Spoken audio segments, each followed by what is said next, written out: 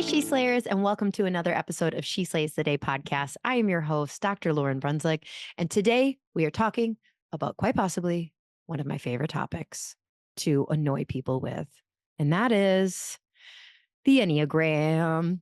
Okay. If this is the first time that obviously you've heard me talk about the Enneagram, but up until now, if you've just been like, yeah, Lauren, I don't know, I just kind of skip past that. There's a lot of numbers. This is not your intro into the Enneagram episode. So, what I would recommend, I had to scroll all the way back to figure out because I knew we had done two previous episodes on the Enneagram and explaining the nine numbers and giving a really nice overall. Here's the nice thing because the Enneagram is an ancient, it's not a personality test. No, it is not that. It's a much more complex tool for understanding people's motivations in life and their actions, things like that. So, what I want you to do is if this is like the first time you're really going to hear about the Enneagram, you can go back to episode number, you guys wait for it, 46. This is episode 277, I think. I don't know, something like that. 270 something. Episode 46. Do you know how many amazing episodes I had to scroll past to get to episode 46? There's some good ones out there. Also, we talk about it a second time in episode 185. So today I have on Tracy, and she's an Enneagram expert, Tracy O'Malley. And I told her right away, like, hey, we've already done a couple episodes talking about the gist of the Enneagram. So I want to like geek out and like dive deep. And she was like, oh, hell yeah. So that's your warning. If you don't know much about it and you don't go back and listen to episode 46 or 185, and you're just like, I'm confused. Yeah, you would be. If you're looking for more resources on the Enneagram, Road Back to You by Richard Rohr is one of Kirby's favorite that he recommends, like just to starting with. But then if you're like, no, I want to like understand this on a deeper level, kind of like getting closer to Tracy's, not her level of knowledge on it, but like just like that next level. Enneagram of Belonging by Christopher Hurtz. It's probably German or something. Heuertz. We'll have that Amazon link or something like that for you below. That would be a great place if you want to like understand more. But Tracy does have, like, she talks about kind of the issue with a lot of traditional Enneagram tests, how they just, there are a lot of you are wrong. I'm really sorry. A lot of you, if you've come up to me excited and you're like, hey, Lauren, I did a test. And I'm like, ooh, okay, tell me more. And they're like, I'm a 2 or I'm a 3. And I'm like, oh, maybe. Sure. If I seemed unimpressed, it was because most of the time you're wrong. You're wrong. You test wrong. And so it's complex. Like you're just gonna have like you just keep listening, you keep going back and understanding it, but like it really is, you'd be like, well, why is it worth it if you have to like figure it out so much? Well, I don't know. I'm not gonna, you'll like listen to the episode and then you will see. Speaking of scrolling way back. So through episodes. Sorry, didn't finish that sentence. There is something that my team has been working on for you on She Slays. I actually don't know if it's going to be ready by the time this is going to be posted. Kirby's like across the room looking at me like, damn you. So if it's ready, we're going to have the link below. But we can always like go add it later or something. So like if you're listening to this, we've been working on creating your custom playlist. So this has been like, like when you come up as a visionary, like a really great idea, and then you tell it to your executioner and they're like, that would be cool. Do you have any idea how to execute that on tech? And you're like, you are raining on my parade. Figure it out. So basically, this is going to be if you are new to She Slays the Day or new-ish, and you don't want to go back to episode 1 and binge all 277 episodes, which like, why not? What else are you doing? Then Creating your custom playlist is a really easy way for us. Like I went through every single episode and categorized, I kind of picked my top 3 to 5 favorites in some of the categories that we consistently talked about. Um, there's postpartum, there's birth, but there's also leadership, there's financial mastery, there's side hustles. Oh my gosh, there's so many. We came up with like 15 different science. Oh my gosh, we've got some amazing science episodes. We've got Dr. Mo, Heidi Havok, and Amy Haas.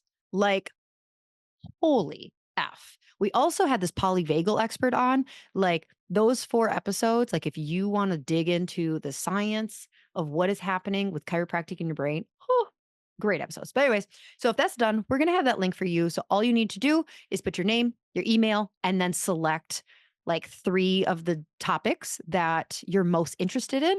And we will send you, like, okay, if you're interested in this, go to episode number 77, 162, and 245. Like, and it's just that really nice place for you to start. So you don't have to go back and listen to all 270. That's a long time, folks. I was thinking, because I was looking at it and I was like, oh, sweet, I'm close to episode 300. And then I'm like, wait, I am 23 weeks away from that. That is 5 months, like, right? 20, yeah, it's like 5 months. Yeah. I'm like, oh my gosh, you guys, I am so bad at doing math. So you're in the future, but in the past, which is my future right now as I'm recording it, but for you, it's the past. So this past Wednesday, which is actually tomorrow for me, we're doing a breakdown.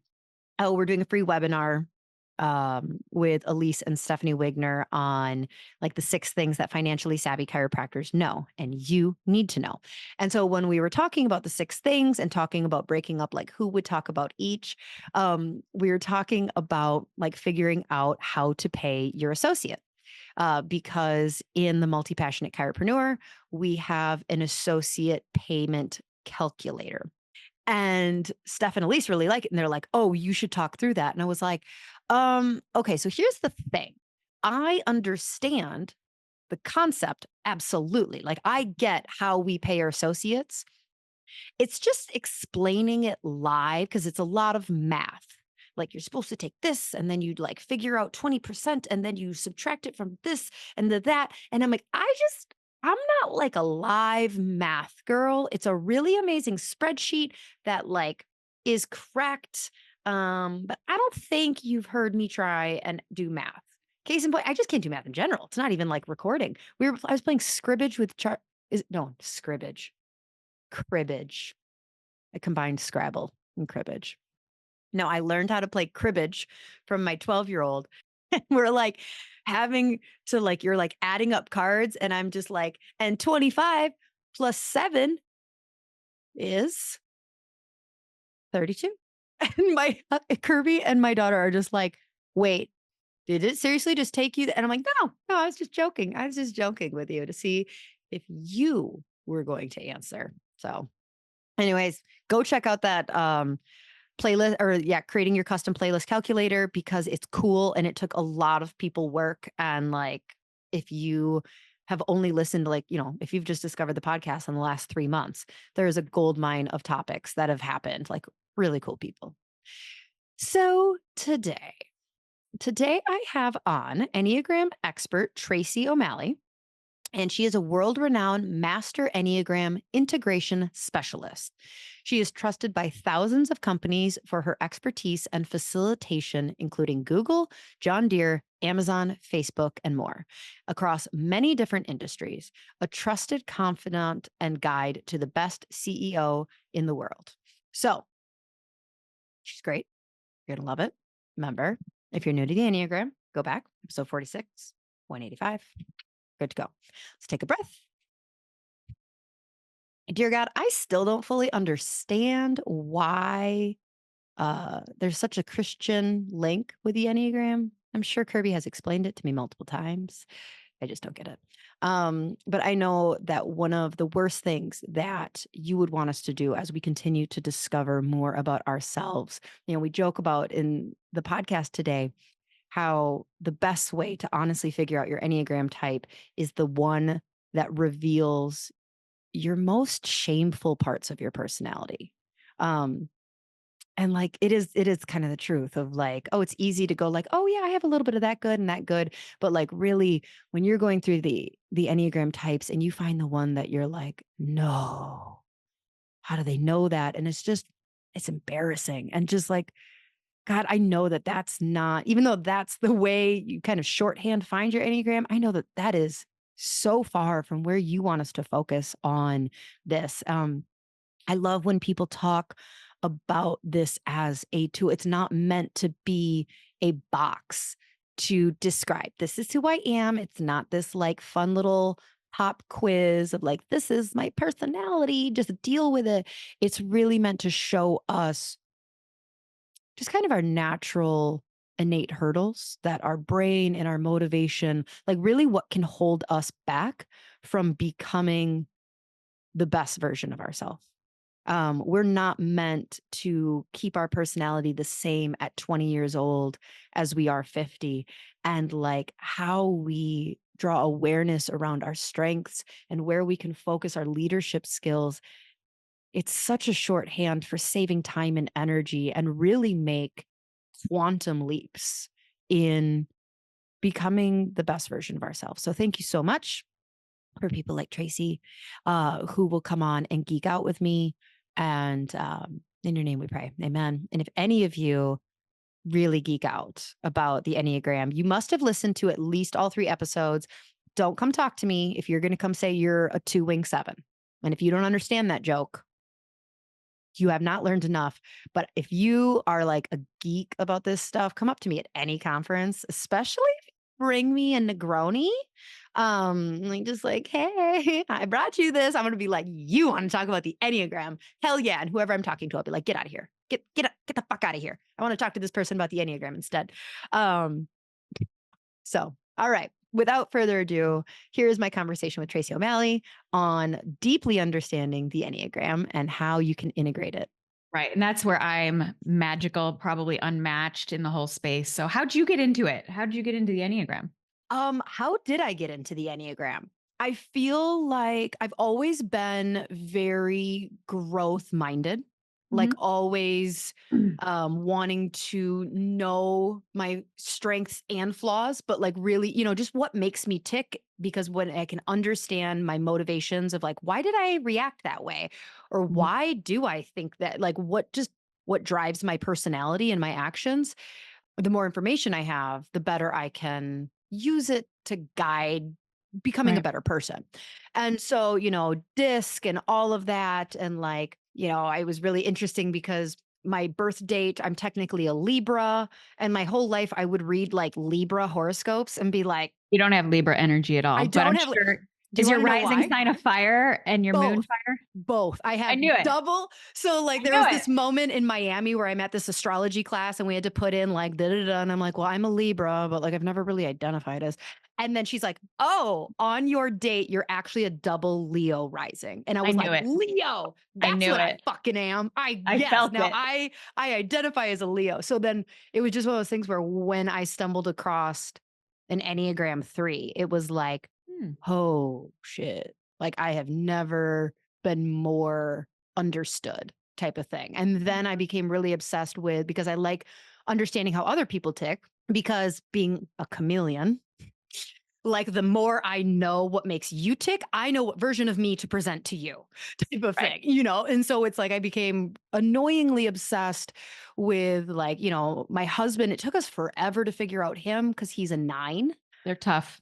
They're They're great for a 3 though, Yes, they are. It's so weird when they're how many healthy. well, there's so many it's interesting how many marriages you find that are like, "Oh, you're a 2 and an 8 married? I'm shocked." Or an 8 and a 5 or like, 9s and 3s. They're just married all over the place. And it's like, "Yep, that's not Yeah. surprising." So anyway, so it was just one of those things where Love it.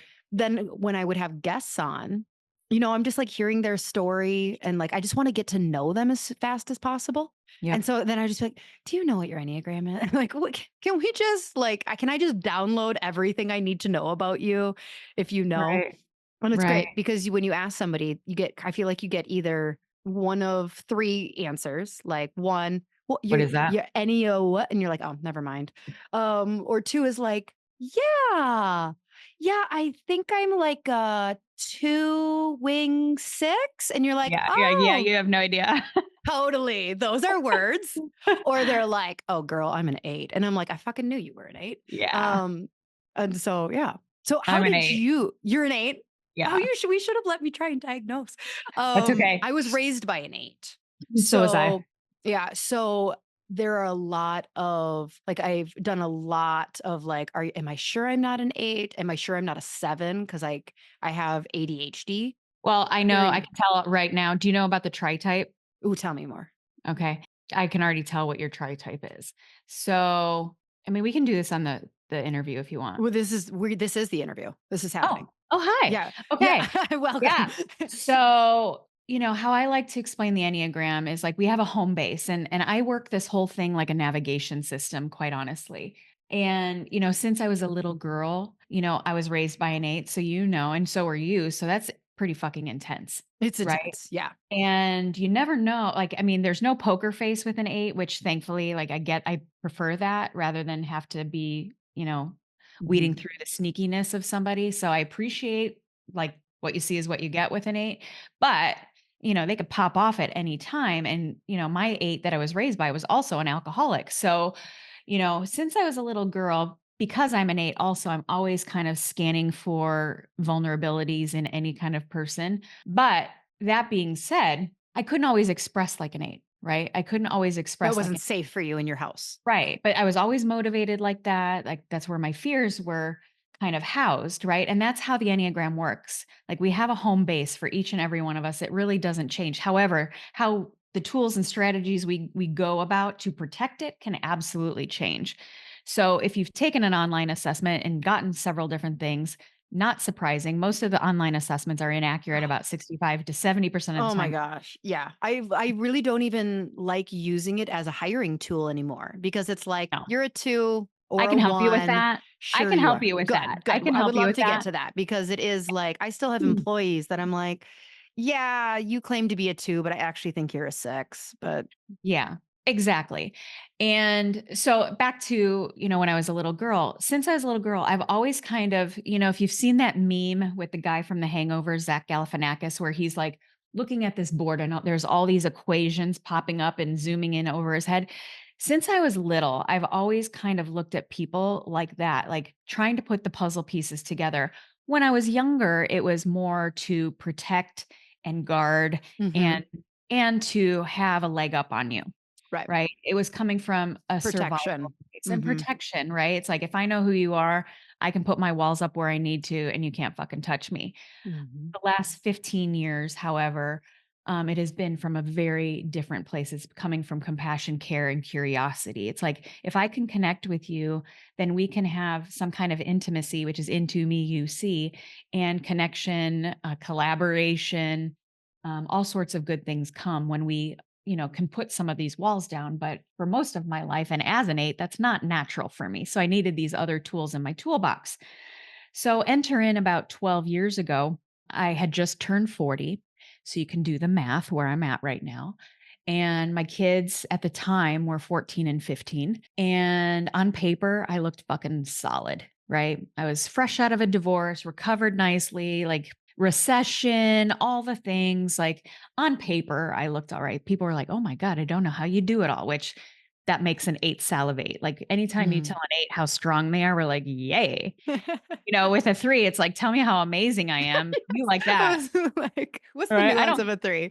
Sure, I you can don't call give a me strong. shit. Yeah, I don't give a shit if you think I'm amazing, but tell me I'm strong and like, okay, I feel you. But anyway, I was kinda white knuckling life a little bit, coming out of a divorce, a recession, my ego got a few hits here and there, but, big tough Tracy 8 Mhm. was like, "I'm not gonna let anyone see me crack." And then out of nowhere, my dad gets a cancer diagnosis, and 12 days later, he's dead. Oh. And yeah, and my 8. And Oh, the your strong dad was the 8. Okay. yeah, my mom was a 5. Ah, So, see, 8s and 5. Yep. yeah, exactly. So, all of a sudden, I had this realization, like, is this all there is? Like, if the strongest man I know can be dead in 12 days after a diagnosis. Like, what is this all about? That being said, I also started to see my teenagers repeat some of the things that aren't so shiny and pretty about myself, because if you don't repair it, you repeat it, or it gets repeated, or both. And I didn't want that for them. I didn't want them to get to the age of 40 like I was and be like, what the actual fuck is going on? Mhm. And it's one thing to tell people something, but they'll do what you do, not what you say to do. So I needed to get a whole new toolbox. If I was really going to lead and empower my son and daughter the way that I wanted them to go, I didn't have that modeled for me or taught or told to me. I was repeating my own shit and had some coping mechanisms that weren't great, including alcohol. Not like my dad did, but still really a disordered, dysfunctional relationship with it. And so I made the decision about 6 weeks after my dad died, to check myself into rehab for obvious alcohol dysfunction.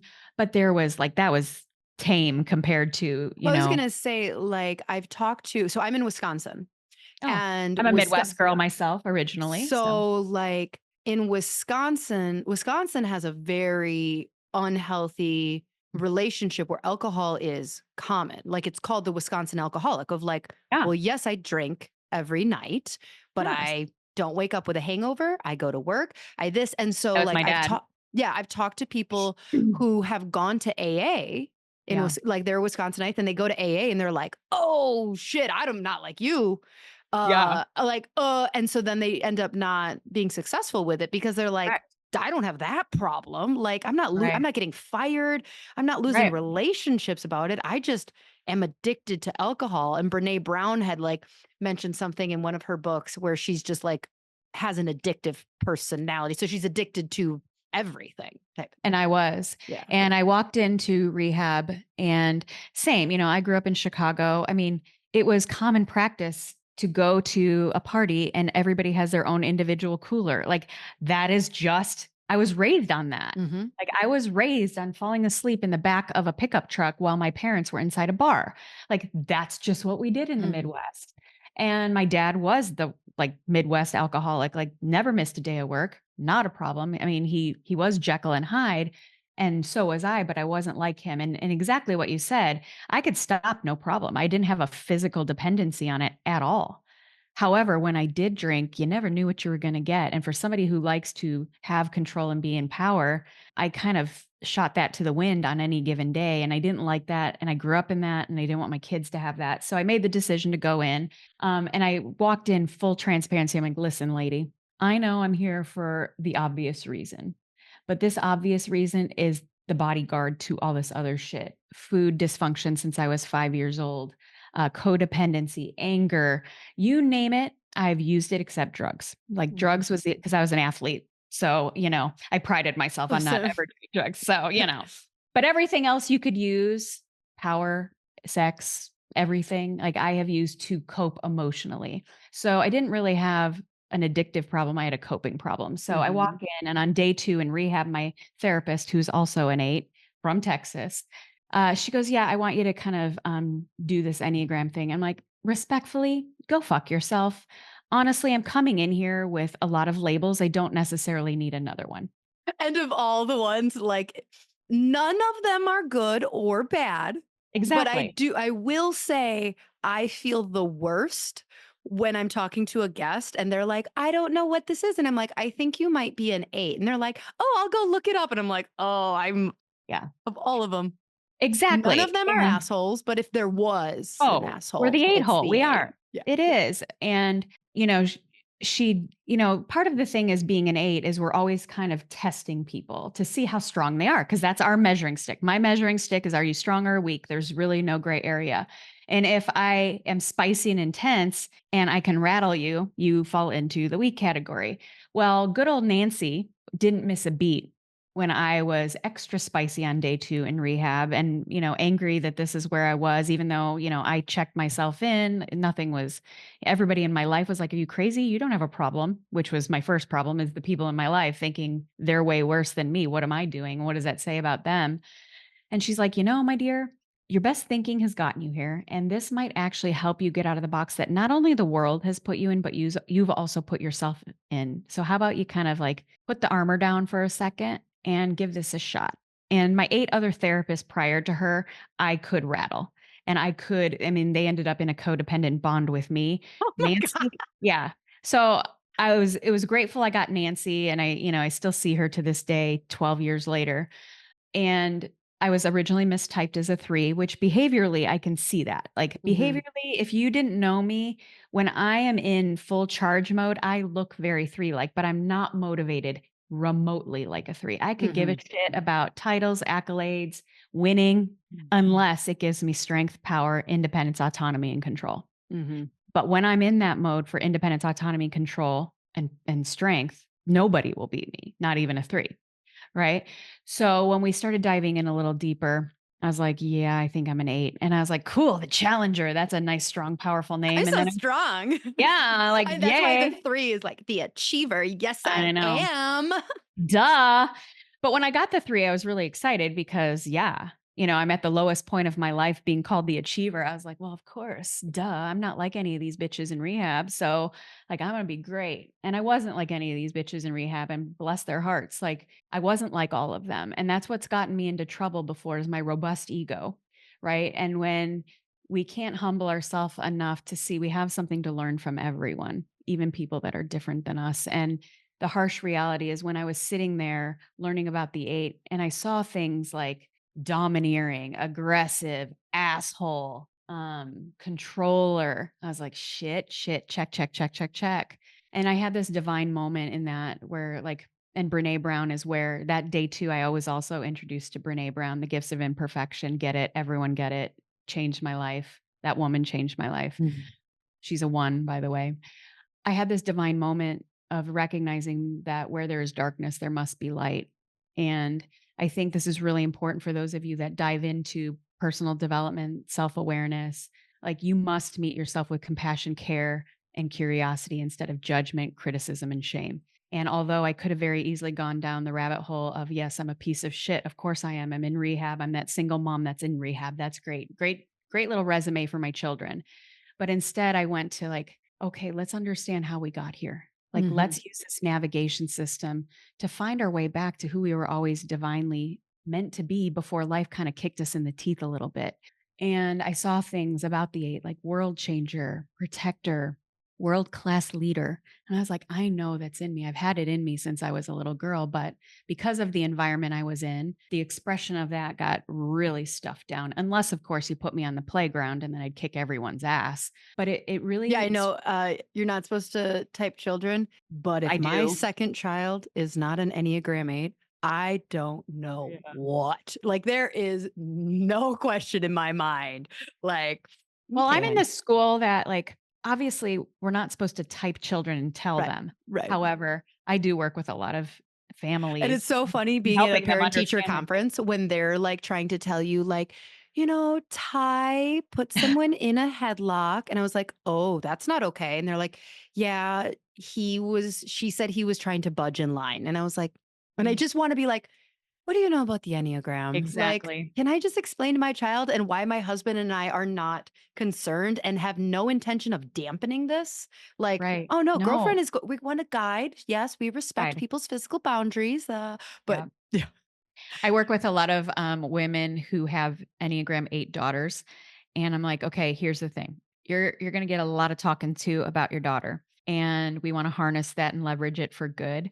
And you're gonna have to be really creative with how you channel that. Because if she at all thinks you're trying to control her, you're gonna get a lot more of these conferences that aren't fun. Mhm. So help her to leverage this in a positive way. Cause I never did. I never had a healthy outlet where it was always through fighting and aggression and that asshole mentality, that domineering aspect of me until now. It's like with each Enneagram type, what is their superpower is also their kryptonite, Mhm. right? So for you, your superpower is resourcefulness, resilience, efficiency, like see a goal, hit a goal. Like that is your fucking superpower. It's why we all want to be threes. Like we Mhm. admire you and you know better than anyone. Aw, thanks. Yeah, exactly. She dropped that in just because she knew the Yeah. 3 wanted it. And you know very, very well that there's a dark side to Oh, that, and there's a that real dark very side. thing but most people, unless you live with a 3, most people would never see it or know it because you don't Mhm. want anyone to see it or know it, that the dark side to that blinders on tunnel vision is your health and your relationships. Mhm. Those will always take a back seat. And that doesn't feel good because when you get to the goal line and you've missed the soul line, you end up Mhm. like, what the fuck is all this for? And instead of Mhm. feeling that, you just set another goal and do it all over again. Right. Right. Yeah, Which so you had said, like, that you talked about, not a trope, the uh, tri-type. Yes. So tri-type, yeah. back Is to that. 378 a tri-type? Yes. And that's what you Okay. are. Yeah. And that's what you are. Well, and that makes sense. Like, I've seen Yeah. that, like, when, somebody, like, will send me, they're like, "I don't know what I am," and it's like 3, 7, and 8. I'm like, "Okay, we're in the arena." Like, if 3, 7, Correct. and 8 are all bouncing, you are one of them type of thing. True. True. And they're the three most assertive types. So there's like these stances too. So within each center of intelligence. So back to some Enneagram basics here. The ultimate compass is our body and our intuition, which I believe are divine gifts from whatever you believe, right? And unfortunately, we're dropped into this crazy ass world and family systems that have us kind of bypassing both of them a lot, especially if you grew up like I did with some trauma, which I think we all have to some degree, Mhm. that we silence both of those, especially as an eight. I'm like, I'm stronger than my body and whatever it's telling me, and fuck you. And I will just keep powering through. And also our intuition starts whispering things to us. They're like, how the hell is that possible? And so we kind of shove those down and then we kind of default to these centers of intelligence. Now, when we're honoring the body and the nervous system and the intuition, we can leverage the centers of intelligence to support that. They're like extra tools in the tool belt, right? But most of us kind of bypass that and operate in our consciousness, right? Into the three centers of intelligence. And wherever your core Enneagram type falls is your go to center of intelligence that you use first. So you, as a three, are falling into the feeling or heart center of Mhm. intelligence. The twos, threes, and fours fall there, right? So if you're a two, three, or four, you default to how do I feel about this? Yeah, what, like, And what has well, I don't happened? wanna just, because, like, brain, heart, and gut is Right. one, right? And so, It's like, I don't head, wanna say, heart, and like, gut. gut, okay, and I don't wanna say, like, gut instinct, No, because it's not the gut triad, it's the heart one. the So, but, feeling. like, yeah, but it is that, like, my husband are nines in the Yes. brain. No. What are they? So, okay, we'll stick to the heart for a second. Okay. So, if you're a 2, 3, or 4, you automatically go to what do I feel about this and what has happened, right? You're kind of assessing what's gone on, right? Now, how you process the feelings, a 2, 3, and 4 do it very, very different for very different reasons, right? They're all motivated by a form of significance, though. So, this is really cool if you want to figure out people. And for the first 5 years I was using the Enneagram, I never mentioned the word Enneagram. I never let anyone take an assessment because first of all, I wanted to be stealthy with this and keep my secret weapon under wraps, but also I didn't believe in the assessment because they were wrong most of the time. Yeah. So I got really like skilled at okay, let's first figure out what center of intelligence they fall into, Okay. right? And this will carry you light years. Even if you don't know their exact Enneagram type, if you can figure out the core kind of umbrellaed motive, and for a 2, 3, and 4, it's always about significance. Who am I in this Have world? you heard of the Strength Finder? Yeah. Significance is my number one. Yeah, duh. I was like, It's a you read the human need. description and you're like, that doesn't sound like a compliment, but It okay. is. It is. Tony Robbins says, significance and understanding why we're here is one of the 6 human needs. And it is. It is. Our belonging in this world, like we're a miracle that we're here. Why are we here? And what are we Right. significant? It's important. It sounds self absorbed. And sometimes it can be, Yeah. right? But it's really important. And you guys are the relationship people of the Enneagram. And I'm in a So, relationship with a 4. So big, oof, I know. 8 and a 4. Okay, we'll come back to that Well, because yeah. Put a pin in wow. that. Yeah. Okay, so Andy's a two. Leo. Andy's a Leo. Oh, A triple fire. Like he's a Leo with Aries rising and Aries moon, a and I'm an Leo Aries. 4. I I want to know. meet. Okay, so He's sexy. 2, 3, Mhm. 4s are Healing center. feeling center, So that's your significance. home base. Okay. That's your home base, and that doesn't change. Now, the thinking center, they go to what do I think about this and what could happen? They're futuristic, right? So the fives, sixes, and sevens fall here. So they're motivated, all three of them, by a form of 7s? certainty. They give a Yes. fuck about the future? Yeah. Freedom, Eh? choices, and options. Okay. They're chasing shiny objects. They're going forward all the time. They're innovators, visionaries. Like what's Fun. next? Fun. What's next? What's next? What's They're next? What's next? What's insatiable. next? Yep. Okay. Yep. Duh. And where there's certainty, like certainty to a 5, 6, and 7 mean very, very different things. However, it's still certainty of some sort. So like use your brain and your Certainty. curiosity, care, and compassion to like, okay, are they motivated by certainty and motivated by significance? So what could happen? And what do I think about it? Okay. Okay. Now, eights, nines, and ones are the gut instinctual center. And what that means to an 8, 9, and 1, also very, very different. They're all three motivated by a form of independence, autonomy, and control. What that means to me and your husband, very different things. You know, independence, autonomy, and control to me means strength and power. What is your Independence, wing? we'll get to the wings because Okay. we have two Yeah. and we should use two. Hmm. So I'll get to that theory. So the eights, nines, and ones go to what is happening now and what do I need to do about it? Right. It's why I'm great in crisis. Like I'm the phone a friend if Hmm. anybody is stuck in a crisis immediately. I mean, I went to school to be a paramedic firefighter. I was going to be a trauma surgeon, which was ideal for my kind of instinctual Well, center. vigilante also. Like Oh, it's hell also yeah. the vigilante. Like I will save you. Put Like me on the front line and I will take one for the you team. are weak and I Yes, am strong. I will save you. exactly. Exactly. So back to the tri type. Okay. So wherever where our home base is, like I said, that's our Okay, go-tos. wait. What was the word? So you said significance for 2, 3, 4, certainty for 5, 6, 7. What was like the word for 8, 9, 1? Independence, autonomy, and Okay. control. Okay. So if you get curious enough about people and because if you ask somebody what motivates them, they're going to give you some fluffy ass answer. Like it, God is number one. And then my family is number two. And then yeah. my career is number Okay. three. Got it. Right. At the root of all of us, and you can start to see in their behaviors what they're trying to protect, right? Like you're trying to protect face because significance. Um, Mm-hmm. 5, 6, and 7s are trying to be prepared, right? For certain things because certainty. Eights, nines, and ones, control of some sort and independence of some sort. And it usually takes 5 or 6 if you're really good at it.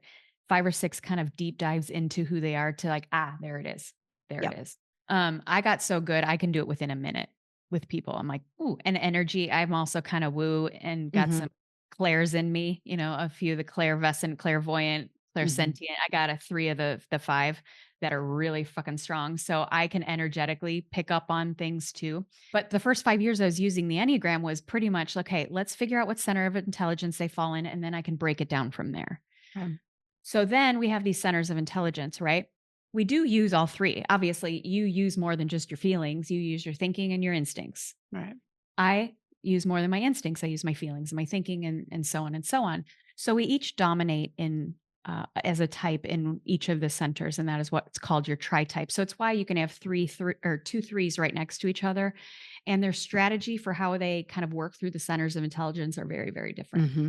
But you, I can tell right now, are a 3, 7, 8. I can just tell. Your home base will always be 3, but you think like a 7, very forward, visionary, innovation, positive, excitement, assertive, right? You have big 8 energy too, Mm-hmm. which I can tell. I don't think you're motivated like an 8 though. No, I Right. care way too much about people think about me. Exactly. Like, oh, But absolutely not. when it comes time to get shit done, what needs to be done about it, you Yep. operate like an 8. Yep. So good news for you is you're the mover and shaker. Like it is probably the most entrepreneurial tri-type for sure. Which is And why so many chiropractors that I know, like, so one of the things of the well, hold on. I want to hear the other tri types. We'll come back to why so many chiropractors that I talk to get mistyped as a 3. yeah, well, most high achieving women almost always mistype as a 3. Right. They had to do what it like they had a very achiever mindset, especially the Yeah, closer you were to graduation. Like yeah, if you've just graduated within the last 5 years, you were in school until you were 26. You had to yeah. focus on achieving the next grade and getting through to things. And then you open a business, like of course you're going to answer those questions Of like a course. 3. Of course, I'm sitting in rehab feeling shitty about myself. Of course, I'm going to answer for where I'm headed and Right. what I've done in my life to prove that I'm better than what I'm showing here in rehab, right? Mhm. Um, so So talk more about the tri type. So so you the said tri-type. 3, 7, 8 Yeah. is one tri type? there's all these different combinations. Like, think about it. Oh, All okay. different combinations. So I'm an 8, that's not changing. I feel like a 2, I think like a 6. So I'm the 826 tri-type, which is called the rescuer, which, hello, that is pretty much what I've been my entire life. Mhm. Now, that being said, being a mover and shaker like you or the rescuer like me, although they're amazing, again, the superpower can also become the kryptonite, right? You can blow Mhm. through things so fast where you're like a bulldozer and you can leave a trail of wreckage if you're not careful. Yeah. Me being a rescuer, I can enable and be codependent if I'm not careful, Mhm. right? Whether it's, That's so personally, interesting because, like, professionally. the 8-2 made sense. It was like, "Oh, yeah, because 'cause you're in the My whatever growth the" number. Yep. Mhm. But then I was like, "Oh, you said Mhm. 6, not 5." Well, Right. that yeah. Oh, so they're okay, so really tri-types are Next that's, like, level. the deepest level Yeah. because there's all those triangles. Okay, so you've got Yeah. and we're not gonna go into the growth into this, but, No. like, I had But they're heard the important 2, to 3, understand. 4. I had heard, those being clustered that way. What's the Important. yeah. Okay. So, What's the what? the mistyping. Yeah. So how let's talk specifically about like first identifying if you mistype yourself. Like from that, you're a small business, you are an entrepreneur. You did a very hard thing, you got through school and you started a business. Mhm. How does someone not get mistyped as a 3? Well, you have one of 2 options. Most people that type as a 3 love it. If you love that, then that's probably not the right answer.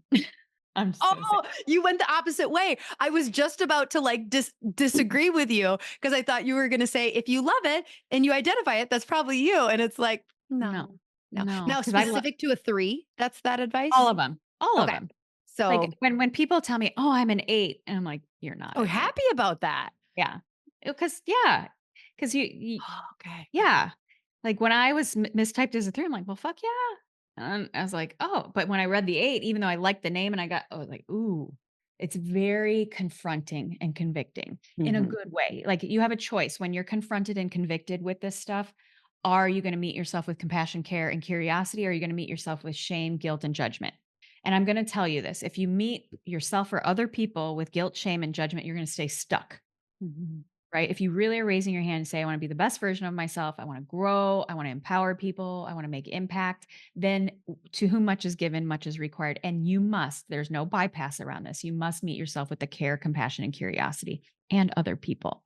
So how do we prevent mistyping? It's hard. Take a lot of those online assessments, even the paid ones that you see, as a starting point, right? Go to the motives of it, not the behaviors. I like to say it's like you can. I don't like Disneyland, but like if I Doesn't go like Disneyland. 8s, Oh, duh. Duh. probably it's like, gee, but I do love it. I do love it. Fun and innocence is just so weak, right?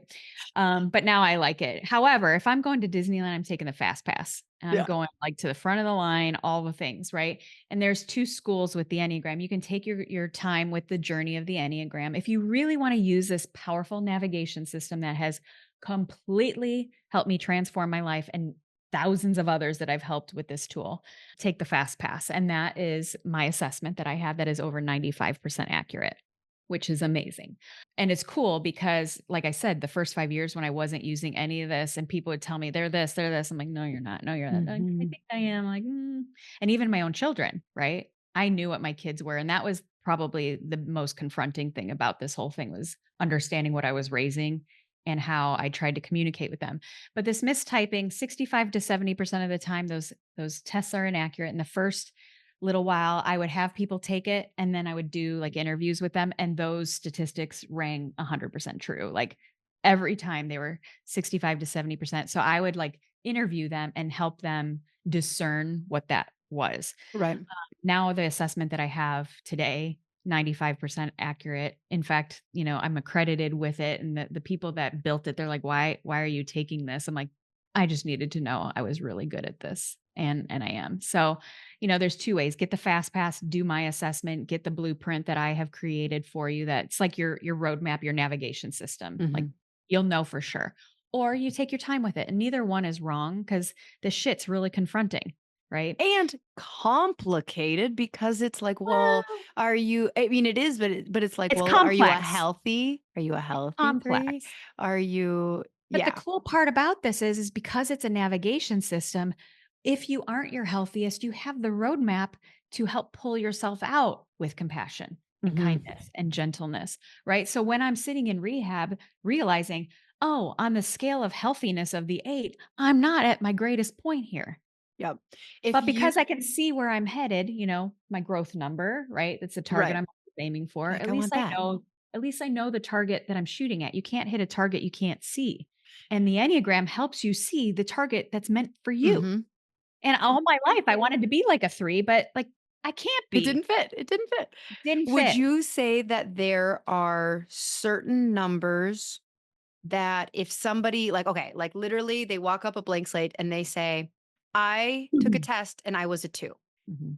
or I took a test and I was a 5. Are there certain numbers that like a red flag goes up when they say, I took the test and you're like, yeah, probably not? Like, are there certain ones that are often mistyped? Like, my guess would be 9, 1, 3. 2, 3, 3 all the 3. time. Almost 3s and 8s, honestly. I'd People, say I was gonna guess that 8s were the least common. 5, 6, and 8 would have been my guess that if somebody came up and said, "I took a test and I was a 5," I'd be like, "Probably," because like, I never hear yeah. people saying that. I would say 3, 4s, and 8s are almost always mistyped. People actually get Well, labeled as a 4 and no, I they would answer the say questions wrong? no, I would say 3s and 8s are almost always mistyped, like, especially women. 'Kay.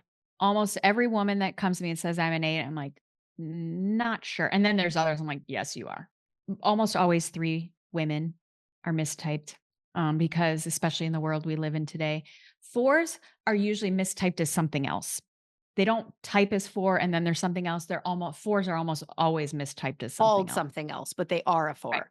Yes. Okay, yes, I thought that, Yes, like, yes, yes. somebody was like, "I took the test and it told me I was a 4," but they actually end up being a 1, and I was like, "Oh Mm-mm. my god, no." No, no, no, it's the Yeah, other way yeah, that's around what I for the was guessing. 4s. Yeah. Yes. But, Like, if you you know took a test and were told you're a 4, you're probably a 4 yeah, and I or think 4s.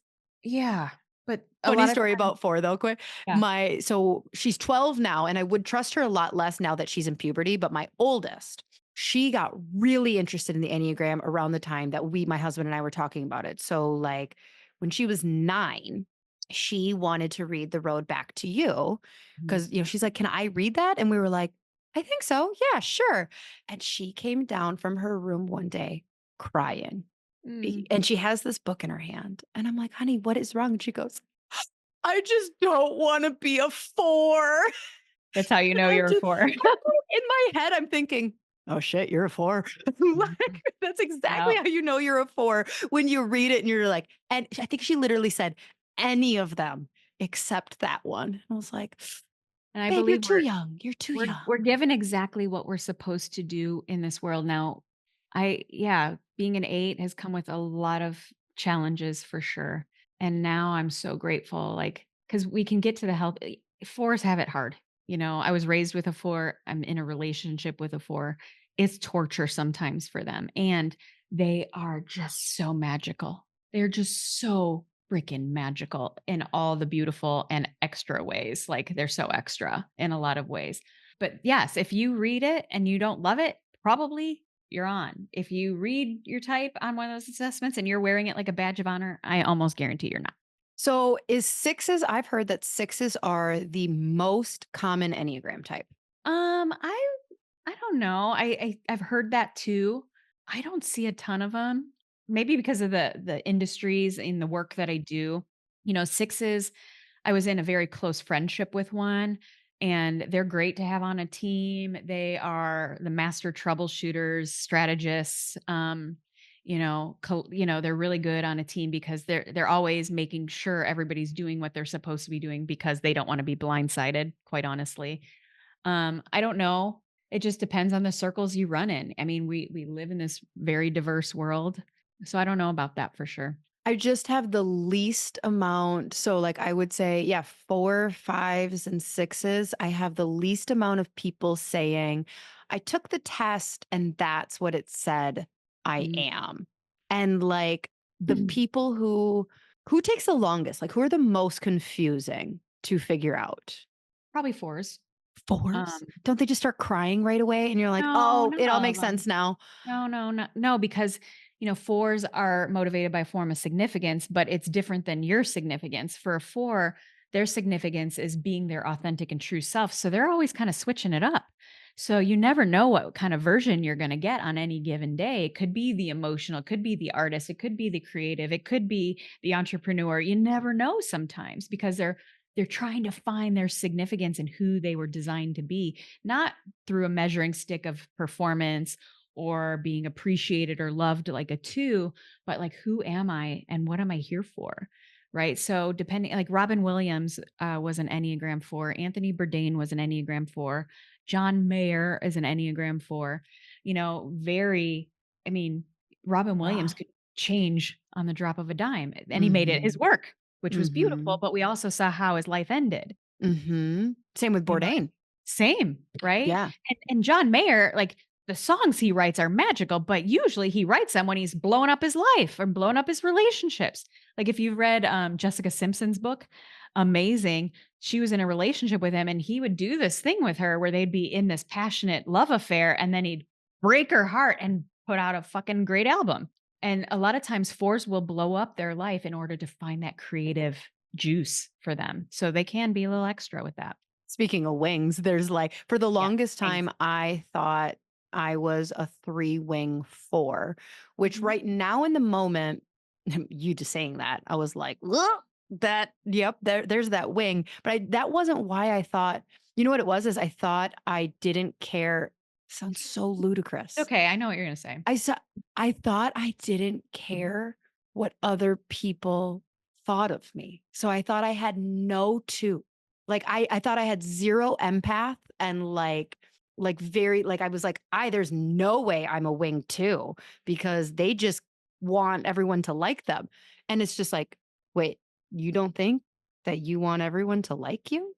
And so it was like when I started to understand more of the Yeah. honestly, my true self, I was like, "Oh, yeah, that's more of that Well, that's too." really good news for you because just like a bird or an airplane, if they only use one wing, what's gonna happen?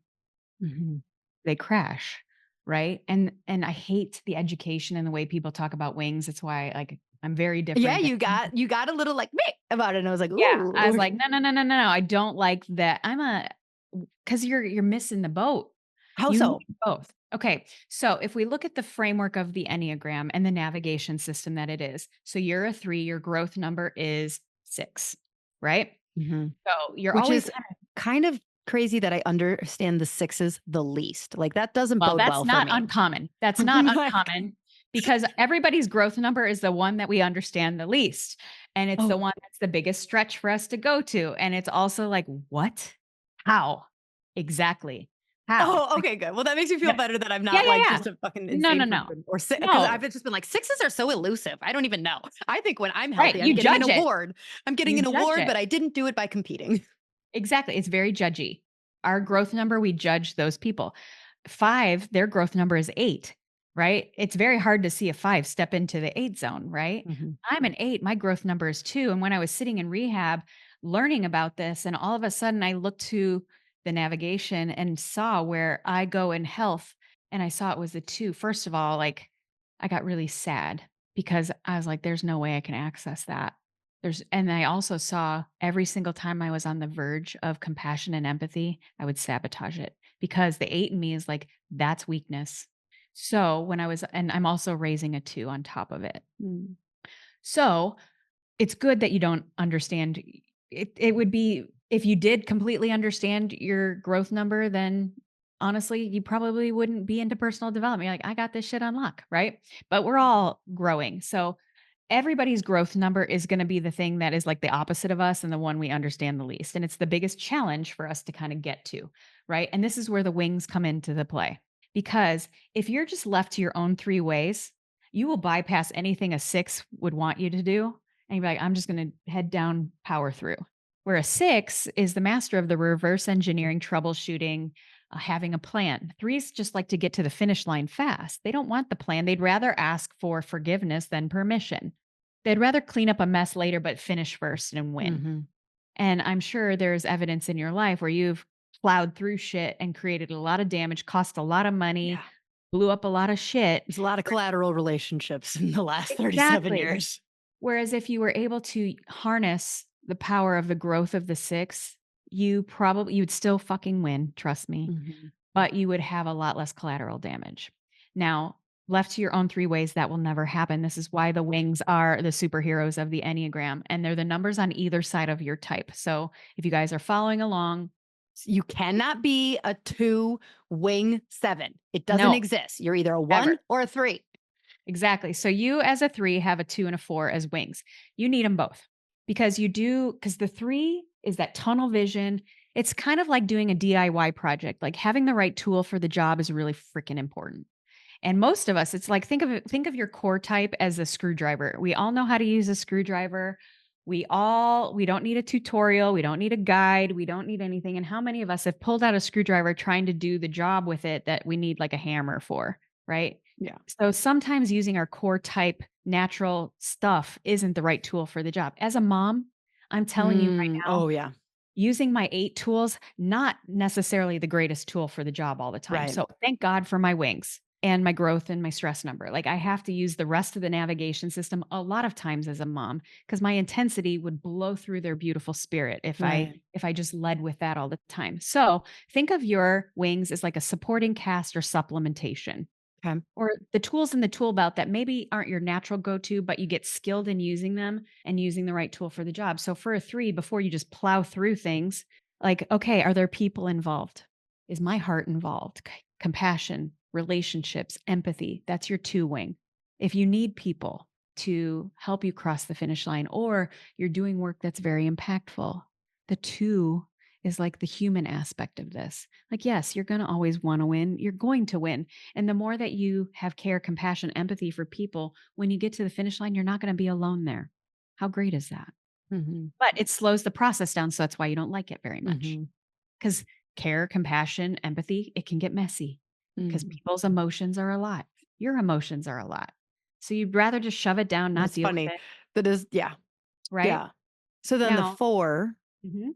The 4 is the emotional capacity, intuition, creativity, all the artistic parts, and Mhm. also, like, the 4 is your final filter before you say yes to anything as a 3. Because Really? yes, because the 4 is like, "Why do I really wanna do this? Am I doing this?" Like, the 4 can ask yourself as a 3, if it wasn't measured, if it wasn't acknowledged, if it wasn't celebrated, if it wasn't recognized, would I still wanna do this? And if there wasn't a finish line, would I still do this? The 4 can help you get to the soul of you, because how many times have you said, "I'm gonna do this because I know I can crush it," but your heart wasn't in it, Mhm. or you did it and you're like, "That felt unfulfilling." Right. Because 3s will do shit they're great at just because 'cause they're great at it, where 4s are like, if it's not good for my soul, then I don't wanna do it." So, you're not extra, like, deep like a 4, but you can use that wing as, like, "Do I really wanna do this? Is this what my soul wants?" Mhm. The 3 in you and your ego will be like, "Yeah, but we could kill it, we can make a ton of money, we could do this, like, we could win." The 4 will be like, "Yeah, but you don't want to." So, the 4 will allow you to maybe say better yeses to the Right. thing that you actually Um, do, and when you use both wings, you're gonna win anyway. right. You're gonna win anyway.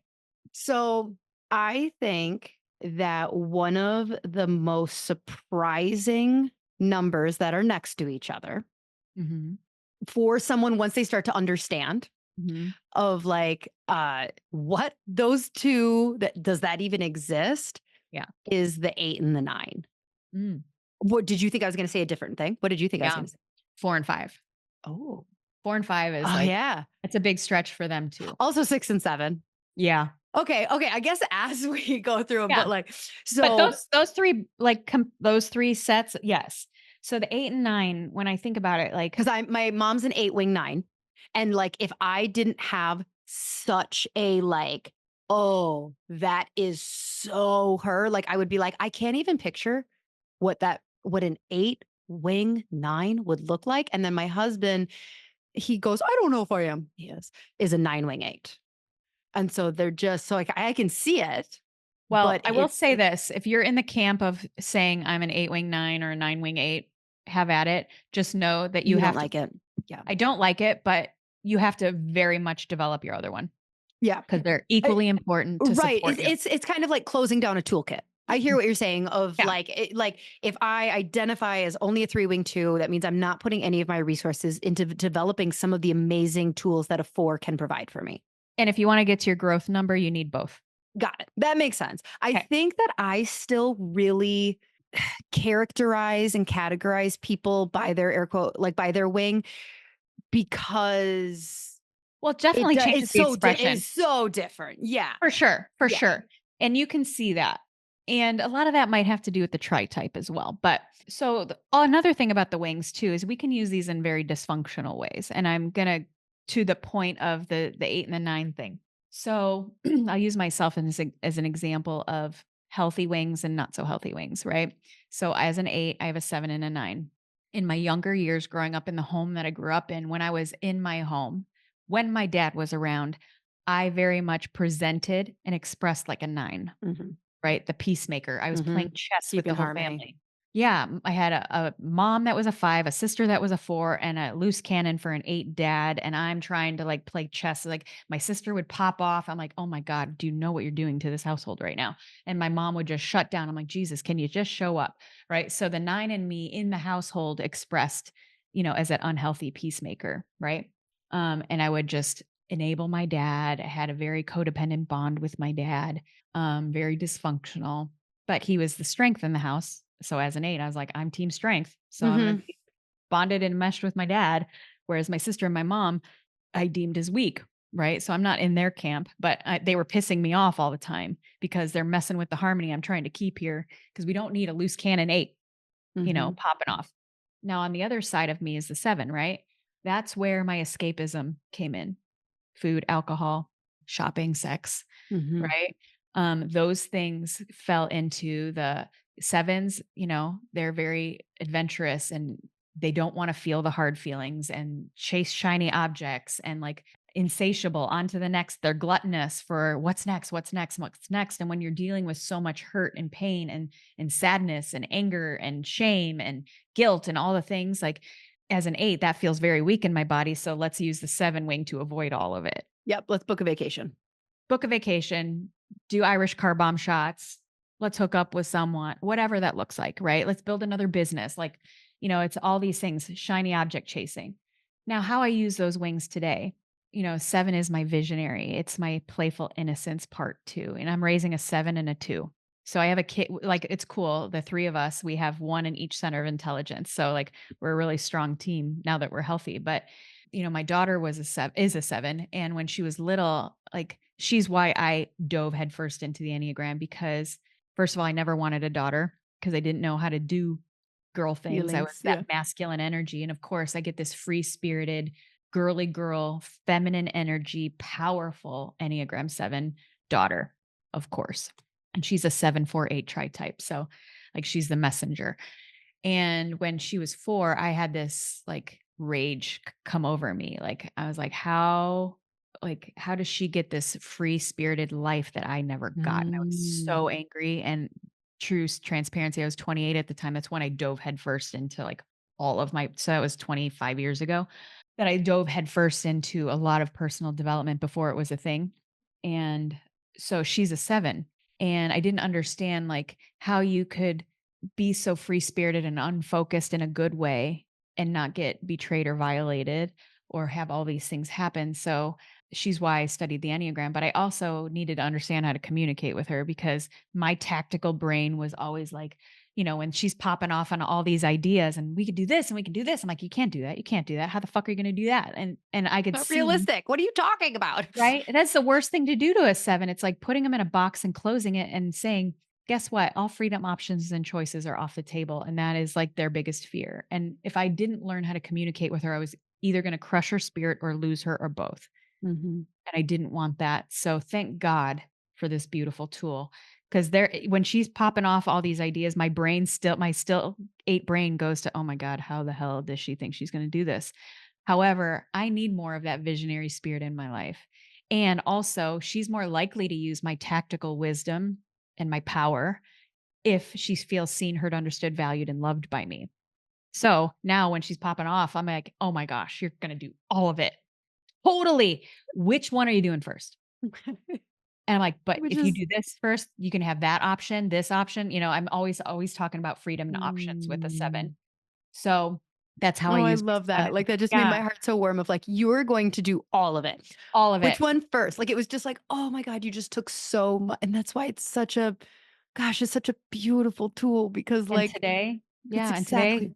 I'm her best friend and she's mine. Hmm. 'Cause she knows, like, I get her even though we're wired differently, and guess what? When she needs some strength and power, and guess who she's calling first? Me. Not because of that, but because I see, understand, and value who she is, and even though I can give her some of the tools, I'm not trying to turn her into a mini me because she's not. Hmm. Right? So it changed the game. Same thing with my Enneagram 2 son. Oh my god, I low key judged that kid as weak for the first half of his life because he was so sensitive and strong and athletic. And now it's like he's my greatest teacher of compassion and empathy. And because I never want, you know, me telling him, don't care what people think. He's going to. Hmm. And that's why he's amazing. But how can he care what people think and also have strong, healthy boundaries and be direct without losing his compassion and kindness? And because he knows I'm like, I'm never trying to beat that out of him, he's more likely to use my direct and boundary tools. Right. Right.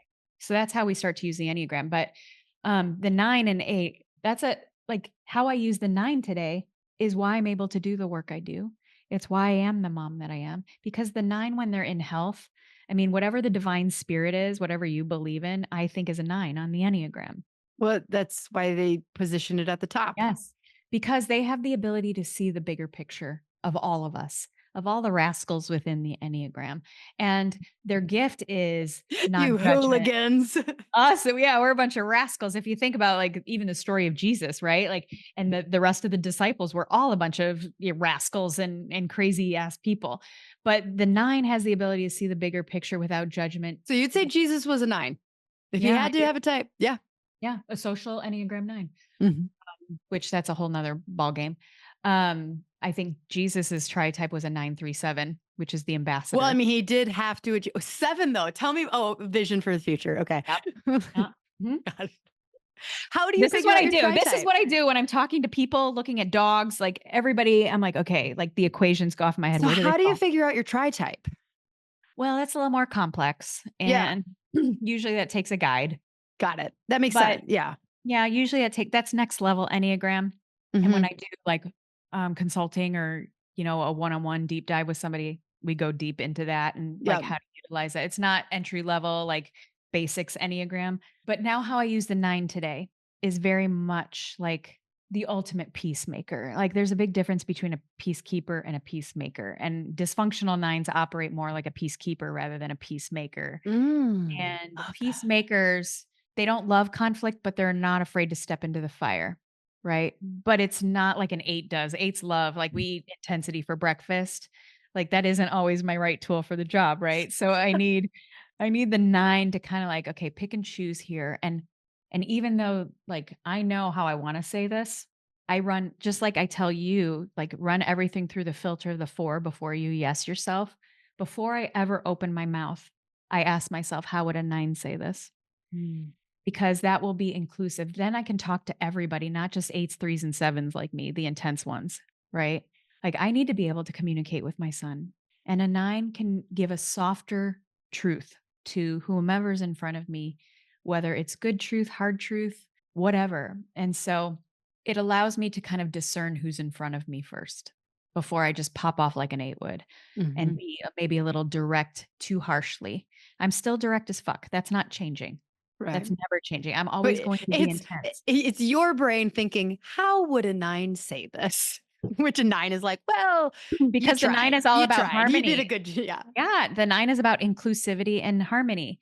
The way an 8 says it is usually about like, I wanna put you on the strong team. Mhm. And I needed to recognize that there are different strongs amongst all the whole 9 Enneagram types, and a 9 will help me connect faster to the strength in that person. And when they know that I see the strength in them and that I can connect to it, even if they know they're very different than me. That's why I get a lot of people that are some of the quieter types coming to me because they know like I'm intense and kind of scary, but also like I care deeply about Right. who they are. And that's all my 9 wing. Yep. I could not do the work I do today without it. So We haven't talked a ton about one. Mhm. Um, what kind of tendencies do you see in someone, or what kind of energy do you see where you're thinking that they have a one in their tri type, at Well, least, bare minimum? my son has a 1 in his tri-type, so he's got the 2-1-5 tri-type, which is called the mentor. So, he's Is it paired really common that in the tri type is one of your wings? No, not always. I suppose Not I always. don't. Not always. Like, I don't. Yeah, I Not don't. always. Because what's in the tri-type is one of the centers of intelligence. So, sometimes yes, sometimes no. So, the one are black and white, right or wrong, good or bad, no gray area, kinda rigid in a good way and not so good way. Once they have their mind set on something, it's that way or the highway. And honestly, I would say 9s and 1s are the hardest ones to change. They have the hardest time changing, right? Because 9s don't wanna disrupt their harmony. They don't wanna give it up at any cost. 1s don't think about it. If and I have a family member that's an Enneagram 1 and not a high functioning, like she's a high functioning one, but not a healthy one. And you can imagine if, their measuring stick, my measuring stick is, am I strong or weak? Yours is, am I the best or am I the worst? There is Right. no in between. Right. For an Enneagram 1, am I good or am I terrible? So you can imagine them white knuckling what they think is their truth or what they think is truth, right? And if they're wrong, ones that have the hardest time apologizing. In fact, my family member that is an Enneagram 1, I've known she was a 1 and I don't need to win every battle and I know how to work with that. The one time I was like, "Nope, this is a battle worth picking." She has not spoken to me since, and that was 5.5 years ago. Fuck, I just got in a really big fight with a good Yeah. really, really good friend who's an Enneagram 1, and, like, we tried, communicating back and forth a couple times, Yeah. and it's exactly like, Hard. I'm It's hard. admitting my faults and apologizing, and then all They I'm won't. getting back is like, "Yeah, you hurt me," and I'm like, "And this is where you say" it's not gonna happen. It won't. And the good thing is their word is gold.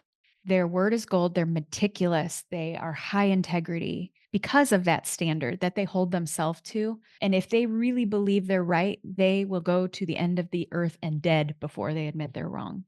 So their growth number, this is where their work comes in, their growth number is the Enneagram 7, which is laughable, right? Right, Like, right. it's hilarious. They're like, "Oh, It could not be yeah, those." they're going, "I couldn't be a 7 if I tried."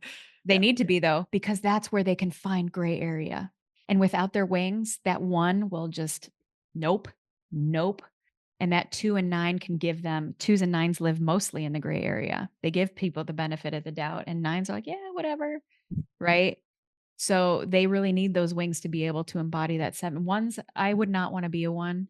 They're the hardest ones for me, I would say, because they're hardest to embrace change, which would Mm. only enhance their lives. Mhm. They're the greatest teachers too because they are so meticulous and high integrity and high standards, but their delivery sometimes is so critical and so rigid that people don't wanna always learn from them, which, that's their journey in this life, and even though what my family member did to me was very, very hurtful, like, it's crushing, like, and not only that, like, she hasn't talked to my kids either. Like, didn't just, like, we're the whole package. Like, it's sad. It's sad, and I understand it. Like, I do understand what's happening within her framework, and it's still hurtful, and it's like, okay, like, you can only like, when you understand this navigation system and you can see where people are without judgment, I don't judge her for it. I understand what's happening. It still hurts, but you can only do what you can with the willingness and the openness and the willingness that they are to be honest with themselves, and Mhm. it's hard, but with this navigation system, even though it felt personal, I know it's not. Which is one of, kind of circling back to the beginning, is one of the reasons that I love this so much more than like the INJT and the what else. Like Yeah. Gets to the root of things. it really, really does. And it allows me not just to understand people, but to give them more grace of Yes. like, huh, 100%. I get it. you and then people who don't like fully get it, they're like, I just don't want to be put in a box. And it's like, It's not that.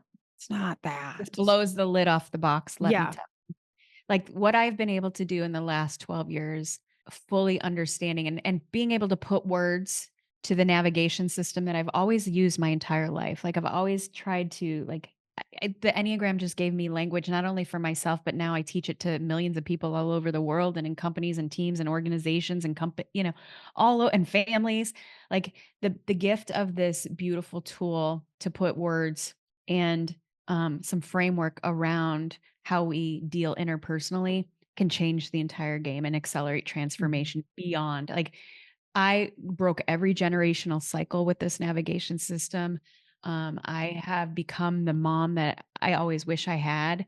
And my kids are strong, amazing, healthy, young 20 somethings, killing life and doing beautiful things within their relationships too. Don't sleep on this tool, you guys. It's Right. more than some cutesy little fun thing, Yeah. you know, but you got to know how to use it. Information doesn't equal transformation, the integration of it. And that's Right. why, It's not a party trick. no. Okay. So where can people find more of you? Yeah. So there's a few different options. I do have a podcast with over 450 episodes. It's currently called Lead with the Enneagram.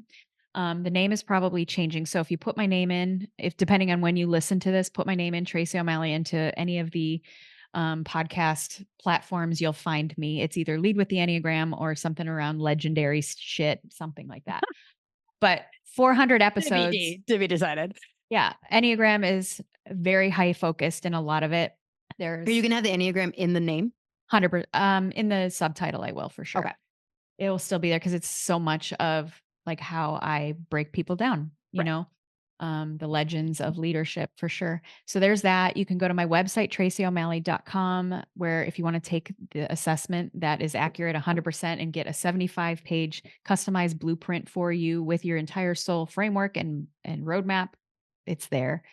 And I'm on the Instagram at Tracy On the underscore Instagram. the Awesome. Instagram. Yeah. How much is the assessment? 199. Okay. So, Awesome. yeah, I know there's a lot cheaper options, but, like, if you want this tool and you want like, you will have all the right information, Mhm. and then you can know exactly how to use the framework, and it's gonna take practice. It's just Mhm. like putting reps in at the gym, you know? We Yeah. gotta put the reps in order to And I mean, honestly, like if you want to go the slow route for you, like I go guess, for but it. like when it comes to hiring people, like spending I stopped even having I'll pay $50 for the strength finder because that tends to be pretty accurate or whatever. But like I stopped kind of even having them do the free Enneagram test because I'm like, It's not accurate. It's I probably have not accurate." companies have me on retainer to help them with Yeah. hiring And like specifically. $200 to make sure that like I need to Yeah, know. I need to know what your 100%. Enneagram is. $200 to find out if you're hiring a 4 or not. Honestly, what's Surprise. cool. You hired an 8.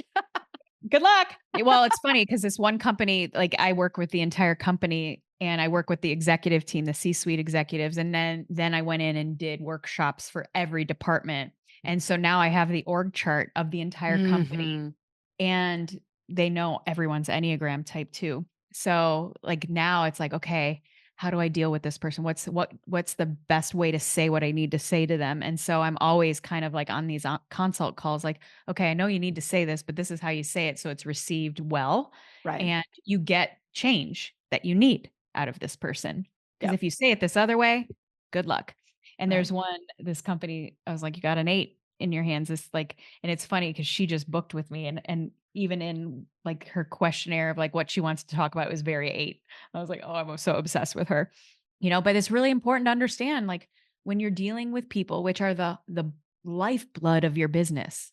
People are lifeblood. Communication and culture is everything. And if you are missing the mark on this, like I said, don't sleep on this tool. It will Mm. help you bulletproof your culture Right. and accelerate the way that you communicate. Well, Tracy, thank you so much for geeking out. I very I could talk about rarely it forever. I could too. That was kind of like in my like learning lessons of the Enneagram that like, oh, not everybody wants me to bring No. it up every 20 minutes. Sounds Yeah. good.